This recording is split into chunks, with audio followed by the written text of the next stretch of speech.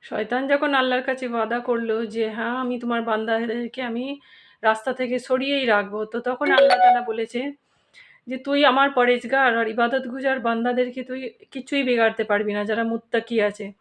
মুত্তাকিদের তুই কিছুই বিগাড়তে পারবি না। তারা কোনোদিন আমার রাস্তা থেকে হটবে না। আর যদিও হটে যায়, যদিও গুনাহ করে ফেলে, একবার তওবা করে তা আকাশ থেকে পাতাল তার গুনাহ, সমস্ত গুনাহ আমি মাফ করে দেব।" আল্লাহু আকবার! আলহামদুলিল্লাহ। এই কথাটা শুনে তো আমাদের মুত্তাকি বা পরহেজগার লোকেদের অনেক, অনেক খুশি হয়।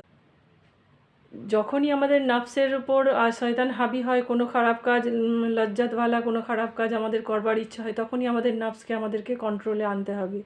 আর সূরা নাস আর সূরা ফালাক পড়ে দম করতে হবে নিজের উপরে। এই সমস্ত আমল আমাদের নবী করিম সাল্লাল্লাহু আলাইহি সাল্লামের আমল ছিল, যেটা উনি আমাদেরকে শিখিয়ে গেছেন। আর আমাদেরকে এইভাবে চললে আমাদেরকে দুনিয়া আর আখিরাতে কামিয়াবি মিলবে। নেক ইরাদা রাখলে ইনশাআল্লাহ রাস্তা আসান হবে।